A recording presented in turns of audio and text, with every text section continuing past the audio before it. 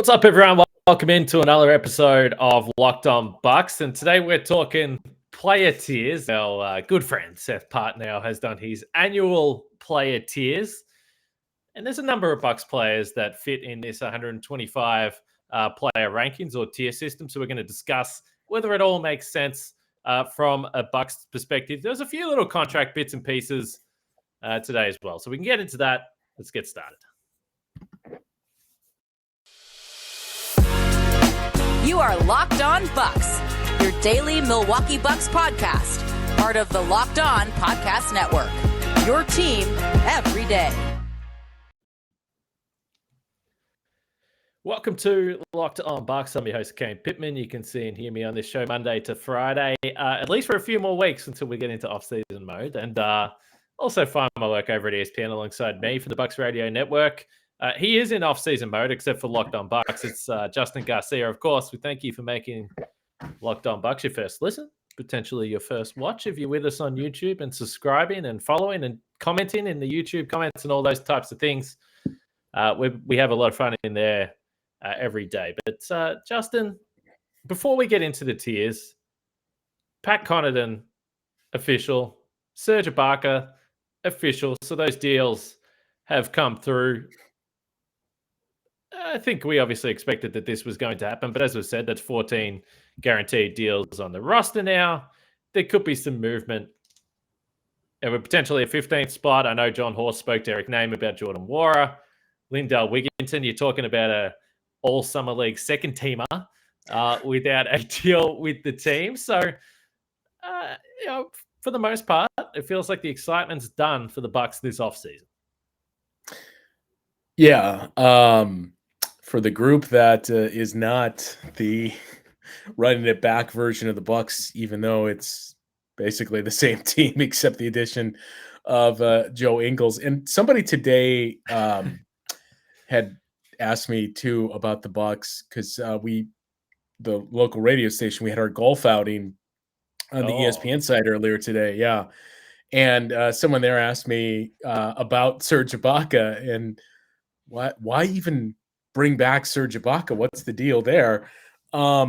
Which I would assume a lot of Bucks fans probably have thought that same thing at around the time that the news of the signing was made. And then, of course, just today or yesterday with it being made official. I don't have a big problem with it. And I think the reasoning, and I know this has kind of been dissected already, but just in case people were wondering, I think the reason was, one, it's a very low risk move and it gives you some more insurance and depth in the front court. We talked about it a couple of weeks ago of you feel pretty good overall. You just couldn't help but wonder what happens if, and granted last year was kind of the worst case scenario, but what happens if one of those three guys of Bobby, Brook, and Giannis were to miss some time again? Then all of a sudden you look pretty thin in the front court. So it solves that. But also, I think the larger thing is, we've talked about trying to find deals that can be moved. This gives you another one of those, that this is a very, very low-cost deal, and you're not tacking on any years if it's moved to another team, and it kind of helps you juice up a trade a little bit that's adding close to another $2 million into a deal should the Bucks look to do that. So I think the latter is probably more of where they were headed, that, hey, this gives us some nice insurance policy. And also once we get to February, if we look to do something, this is another close to $2 million we can include in a trade. Yeah, generally these depth players, and we've spoken about this about Mamu, who, by the way, a all-summer league first teamer. Mamu, after his excellent Las Vegas week, or Las Vegas 10 days there. But we said, we expect, or I certainly expect, sometimes things goes wrong, particularly in the early part of the regular season. We know Bud will play a lot more guys, so I think Mamu will probably play some minutes. Maybe Serge Ibaka will play some minutes. I think the other point that's worth noting is, and Eric Name was getting into this on Twitter today, is just the idea that when you're literally talking about your 14th player or 15th player on a roster, people say, well, why didn't you get this guy in free agency? Why didn't you get this guy? It's like, because you got no minutes to offer. And these players know this. So they don't want to come sign up for that deal. Serge Ibaka, obviously, there was for a month or two last year. And, we were even questioning, is he really happy sitting on the bench? Does he think he's got some more left in the tank? So that was probably the biggest reason why I was surprised that he came back. I've got no problem with the signing. He's a fine depth piece, fine regular season player. I was just wondering whether Serge Ibaka wanted to sign up to a deal that you kind of look at it and you're like, well, if you're playing in the postseason, something's probably seriously gone wrong. And I think what really encapsulates that last point that you made, I think you and I talked about this before too, but you go back a couple of years, I think it was the 2019 buyout market with Wesley Matthews, where he was a guy that was pretty sought after and chose to go to the Pacers because he could play. And I think this offseason too, what kind of caught a lot of people, maybe a lot, by surprise, seeing Goran Dragic go to the Bulls instead of some other teams that he'd been linked to. But that again, and especially looking at some of his recent comments, that's another, seems to me, pretty clear scenario of, yeah, it's one thing to go somewhere to be the veteran and maybe not play a whole lot, but there's still guys that want to play, and that gives them those opportunities to go elsewhere. So I was very surprised as well that Serge Ibaka was kind of willing to say, okay, I'm willing to be that third option or the fourth big man on the roster, and we'll see what happens to come back to Milwaukee. And as we've referenced a number of times with the Mamu stuff, and Frank's gone through all of the lineup data, advanced numbers and stuff on the podcast recently, certainly the numbers weren't great with Mamu alongside Giannis. Let's just say that. And that's not to say that he can't get better. He's a first-year player. He was a rookie and a second-round pick, so it's not having a crack at him at all. But I'm curious to see how the Bucks do decide to manage Brook Lopez this season. Missed a lot of basketball last year, and that's fine. He came back, and I thought he looked great. But that doesn't tell me that they want to go back to the 2018-19 season where Brook played the first 81 games of the season. I don't think that that's going to be the case. So I would expect, again, early in the season, that Serge will get a chance to play. And by the way, he was coming off major back surgery as well. So maybe he looks a bit better this offseason. That's also a possibility. Yeah, that's the other thing I was going to mention is he was kind of similar to Brook in what he was coming off of with the surgery. And, I think overall it probably wasn't what you expected, and a little trending towards disappointment with what you got from Serge last year. But again, prime OKC Serge Ibaka. But again, I mean, he was insurance more than anything else. And look, I know a lot of people have made comments about Serge Ibaka's age in the past, but if I'm going off of what Serge Ibaka says his age is, Serge Ibaka is younger than Brook Lopez. So it gives you, just some more depth, and just the notion of, we'll see what he looks like, that maybe he was, needing a little more time to fully recuperate. And I'm with you that I think the way you see Brook Lopez utilized and used is going to be much different going forward than it was in the 18-19 season, and certainly prior to this past year. Well, he certainly doesn't look out of shape. We can say that about Serge Ibaka. He still looks fantastic physically, certainly from the outside, no doubt about that. All right, let's get to these tiers. Where do we think Giannis ranks right now as a player? We're going to get into that in just a little bit here. We'll talk about BetOnline first. Our longtime partners of the podcast, betonline.net, is the fastest and easiest way to check in on all your betting needs. Find out all the odds from your favorite sports and events at the number one online source for those types of things at betonline.net. We've mentioned it. You can get the destination for Donovan Mitchell. New York Knicks, strong favorites there, but maybe you think that's not going to happen. Where is KD going to get traded? You can find those odds, NBA championship odds for next season, all the different markets for future awards, defensive player of the year. Giannis is like the 8th favorite for defensive player of the year. Staggering stuff there. But you can get all that at betonline.net, as well as Major League Baseball, football futures, NFL and college. It's obviously going to come around super, super quick here. We're already at the end of July. So it's next month. You'll have football back. So you can check out all those there. Just head to BetOnline today or use your mobile device to learn more about the action happening today. That's BetOnline, where the game starts. Also happening today on the Locked On Network, which NFL stars moved the betting line them starting July 18th Locked On gives you the 50 most valuable players in the NFL from the odds makers at Bet Online. Available July 18th on Locked On NFL, wherever you get your podcasts, and on YouTube. So that one's actually already underway, but you can go back and check out the last couple of days of that. Let's talk about the tiers. So Seth Partnow, had him on this podcast a number of times, used to work for the Bucks. Smart man, knows, so I started reading this book, by the way. So I started reading this book yesterday. And for those that are on Twitter, you'll know that I wasn't the only one that started reading this book yesterday. And I'm just going to leave it at that. If you know what I'm talking about, you know what I'm talking about. The mid-range theory. So, hey, look, it appeals to everyone. And it's a fantastic book. I've read a couple of chapters so far. And it honestly, I mean, already, I just read a couple of chapters and I'm thinking about things I probably don't try to profess to be a basketball expert from the numbers, from the data, from the analytical stuff, but it's super interesting and informative. So check it out, the mid-range theory. But Seth does his tiers every year on The Athletic. Top 125 players, but he has these tiers, and you can check it out at The Athletic, but he has tier 1A, tier 1B, tier 1C. And you have a bunch of players in these individual tiers. And it's not necessarily ranking those players, but they're just sort of lumped in there together and comes out the top 125 players. And you can read more about the criteria on the website. But tier 1A, he's got 4 players this year, Justin. Jokic, Giannis, Curry, and KD. Anything stand out to you there? Not really. I do wonder how much.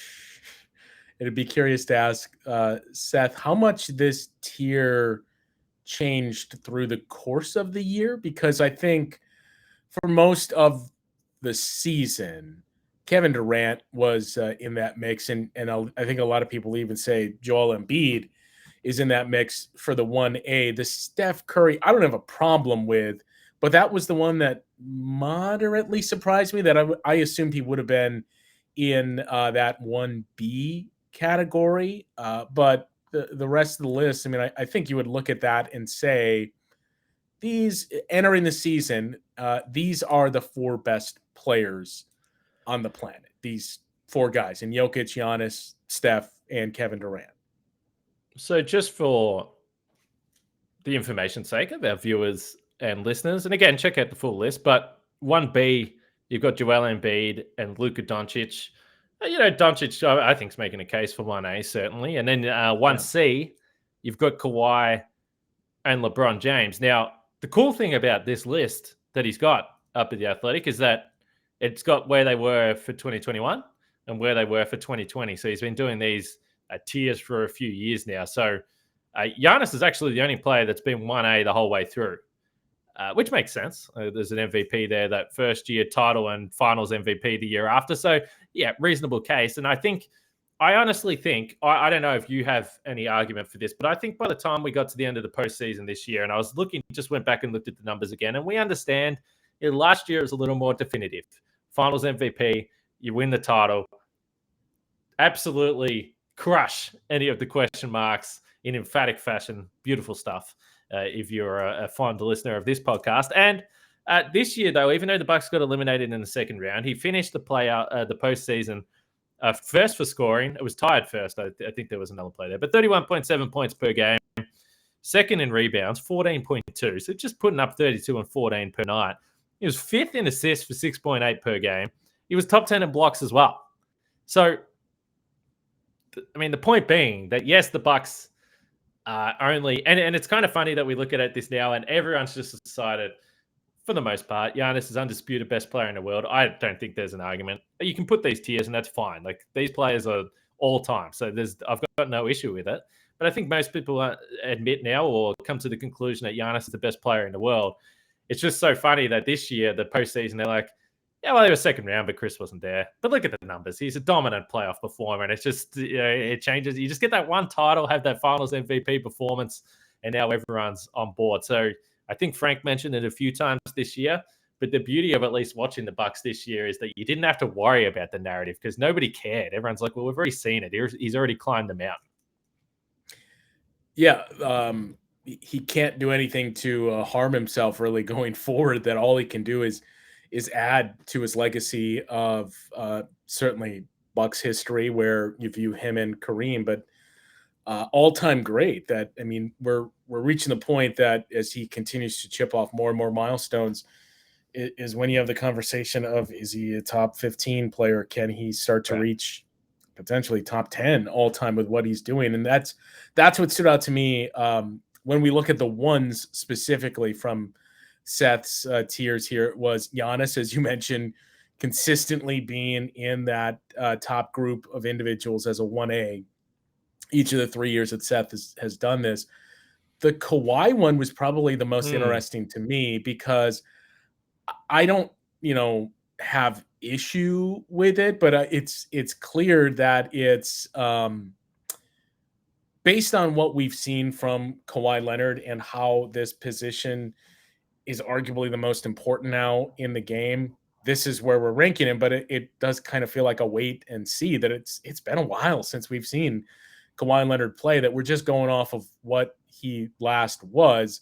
And that's the one I think where we could see the most fluidity of, if he is able to come back and still be that same guy by the end of the year, we're probably having a conversation where it's, man, Kawhi is actually 1B or maybe higher. If not, because of, the injuries that have started to pile up, then it's, is Jason Tatum actually a little higher than Kawhi Leonard on this list? So the only other one, and I'm curious to know what people think about this. And again, people that have heard me talk about Kevin Durant a lot, they'll know that I love everything about Kevin Durant.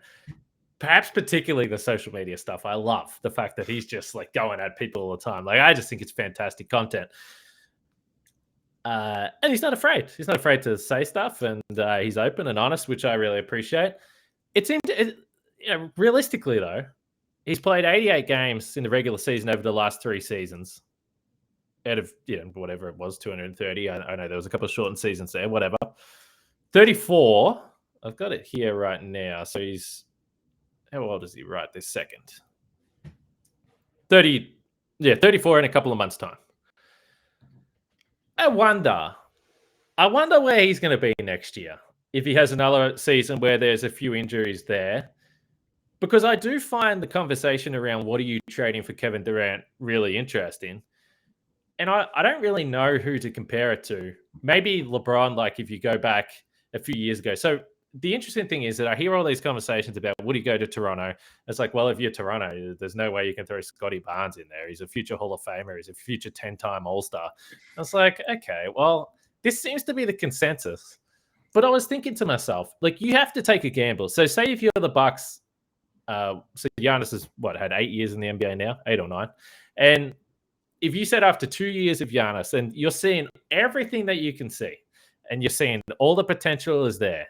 And I've said this before, even after the second year, I was like, yeah, it could be an all-star player. There's no way that you could have possibly said, well, he's going to win multiple MVPs. He's going to be defensive player of the year. He's going to be drop 50 in an NBA finals game. Like, he could, like, the chances of that happening is so slim, because Giannis is a generational player. But after year 2, if someone had said, well, LeBron James can come to Milwaukee, like, would you have sat there and said, well, Giannis is off the table? And I'm sure that there'll be some people that say, yeah, I would have Giannis off the table. But at the same time, it's an insane thing to think about. And my point being that the chance that Scotty Barnes gets anywhere near Giannis has to be pretty low percentage chance that Scotty Barnes becomes a Giannis type player, because it's just so rare. It doesn't happen. So why, if you're Toronto, I think the interesting question is, do you have belief that Kevin Durant is a 1A player and he's going to be a 1A player for another 2 years and you can win a title? I don't know. I think Durant is in an interesting position where it's hard to tell where it goes from here. Yeah, I have seen all of that, and also you almost kind of roll your eyes where it's, well, we're not willing to give this guy up for Kevin Durant, and you think, what are we doing here? This is one of the greatest players of all time, and this is the guy that immediately makes you a championship contender. Like, you get Kevin Durant, regardless of the haul that you're going to have to give up, because, look, we know it would be more than Scotty Barnes, but you're one of the best teams in the Eastern Conference if you have him. So to say, yeah, we're not willing to give that guy up for him, who knows if Scotty Barnes is going to end up having half the career that Kevin Durant has already had. So that's Yes. the big thing for me, that, especially when people started to ponder, well, would you trade, this player on the Bucks for Kevin Durant? When you're a team that's at the Bucks level, it's not so much talking about, Kevin Durant, the player. It's talking about fit, that you've already won the championship and you're already a contender, that you're not having the conversation of whatever it takes to put us in there. It's, well, does this actually fit with what we're doing? So that's why you would see, the pushback of, well, if the Bucks want to give up Chris Middleton and or Drew Holiday for him, then why should the Raptors be willing to give up Scotty Barnes? Because the Bucks already won a title and the Bucks are already title contenders. They don't need Kevin Durant to get him there. So I think Scotty Barnes is a fine young player, and it's not just him. It was all the other, trades and even the Phoenix aspect too, where it's, well, we're not willing to part with Mikal Bridges for him. Like, yes, you are. If it means getting Kevin Durant, then don't even entertain the thought. Like, I don't understand where this is coming from. I agree, but that's why I bring up the Giannis LeBron, just completely random hypothetical. It was never actually going to happen, but that's why I bring that up, because if you were the Bucks in 2016-17, it's like, well, I don't know where this franchise is going. I mean, I wouldn't have ever expected they were going to win a title. So if someone said to you, look, LeBron, you can trade for LeBron, but you're going to have to throw Giannis in the package, I'm betting that most people would have said, yeah, let's do that, because now Milwaukee has a chance to do something that it hasn't done in 50 years, which is why I find the Scotty Barnes thing so hilarious. It's like, yes, trade him for Kevin Durant. But I do wonder if people are concerned with Kevin Durant, being 34, having all those injuries. Is there a feeling that maybe he's in the slide? So I think it's going to be interesting to see. And certainly, next year, it wouldn't surprise me if Doncic is the guy that moves up into that 1A category. Obviously, he's super young. So that's interesting at the top. But as I said from the start, I think most people have got to the unanimous position now that Giannis is the best player in the world, and he's right in the center of his peak. Maybe you could argue he's just coming into his peak, which is crazy to think about. If we keep going down the list, so you have different, you have the tier 2s, then you get to tier 3A. You got Drew Holiday and Chris Middleton in tier 3A, which basically has them top 25 players.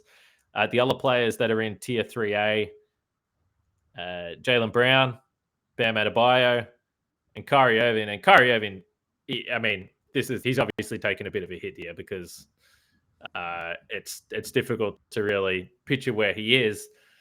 Albeit, to be fair to Seth, he had him 2C last year, so only just one category up, and then 3A back in 2020. Although it's been a pretty rocky few years for Kyrie Irving, to be sure. But Chris Middleton and Drew Holiday, top 25 players. I when I'm describing them, I always say they're top 25 to 30 players. It seems reasonable enough. Yeah, that's where it gets tricky with this list, as Seth is going to be quick to point out, this is not rankings, so don't just look at these guys in order and say, okay, he's got Drew Holiday as the 20th best player. Yeah, that's right. That's why I just put the broad number. Yeah. The Holiday one, not surprising, and similar to what we said with Giannis, Drew Holiday has consistently been rated there in each of these 3 years as a 3A player, which I don't have a problem with, and certainly passes the eye test. Chris was in the 2s last year, 2C. That's mildly interesting to me, that I would still, Seth knows better than me, but I would still push for him to be in that 2 column. But the interesting part with Chris, so just quickly, 2C. So 2C this year is Devin Booker, Rudy Gobert, Chris Paul, Paul George, Damian Lillard. Dame. Yeah. It's pretty high quality players. Pretty good players. Yeah, pretty good list. The interesting part with Chris is kind of what we talked about with Kevin Durant, where I think this year, not a knock or anything on Chris, this is going to be an interesting year.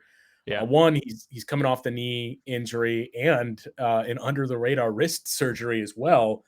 It's going to be a big year for him, for the reason that it's a contract year, or the potential to be a contract year for him. But also, it's been an interesting landscape in the NBA the last couple of years for people that play the same position as Chris. When you look at some of the injuries, and we already touched on, Kawhi Leonard has been out of the picture the last basically 2 years, or end of playoffs and all of last year, and not in the conversation with those injuries. Paul George has kind of been Similar, we've seen LeBron take a hit. So the wing players, injuries have kind of been an issue where guys that you would look at and say are perennial all-stars and are in that conversation as top 10 ish players, we've seen kind of take some hits, and that's opened the door for Chris Middleton. So I'm going to be curious to see how his public perception changes if this is a year where that position is healthy, and where we saw Jason Tatum, I think, take a leap last year and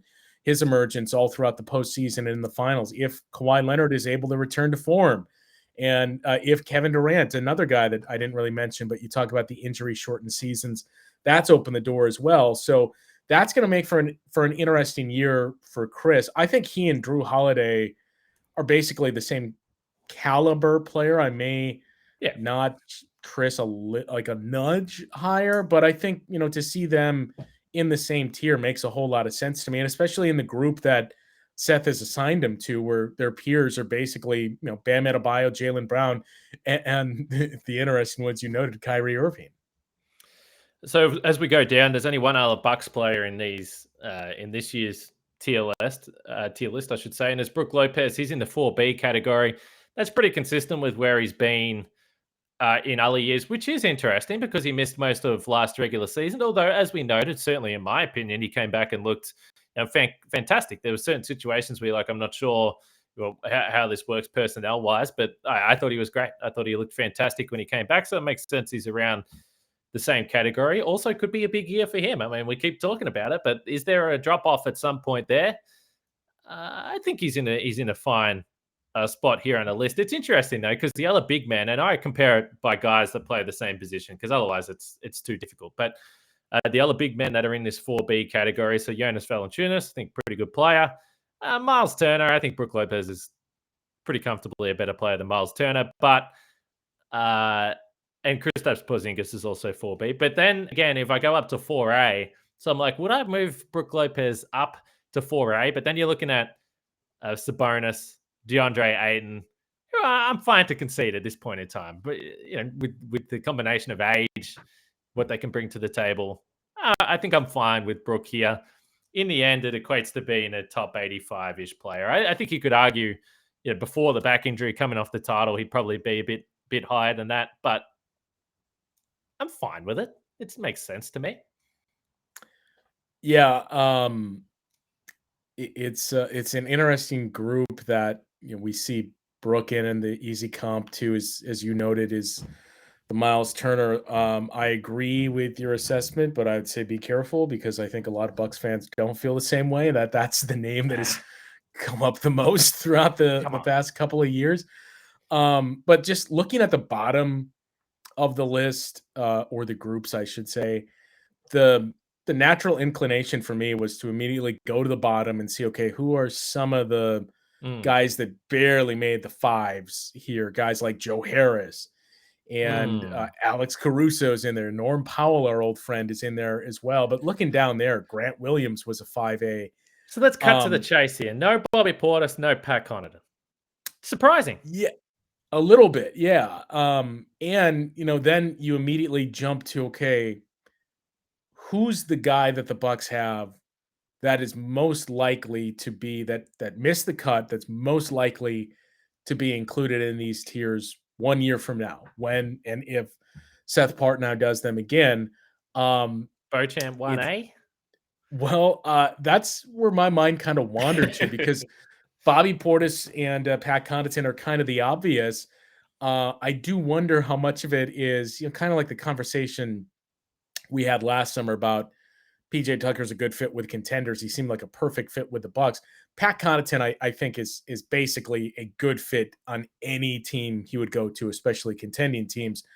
Bobby is maybe more of a, well, it's got to be the right scenario based on what we've seen in previous stops thing there. But Beauchamp, not to get too far ahead of ourselves, we both talked about how we were impressed with how the jump shot looked. And if he can step in at the minutes he's given, and again, I'm not saying he's going to be starting and he's going to be making a huge impact, but if he can show some of that consistent growth this season and the offense comes along better than you anticipate, I would be inclined to say Marjan Beauchamp would be the guy the Bucks have most likely to push that 5A category 1 year from now? Well, as we wrap it up, the one guy that I did look at, because I think Pat probably deserves to be on the list. So the guy I was looking for, I said, well, okay, where's PJ Tucker? And PJ Tucker did just slip into this 5A. Just got it.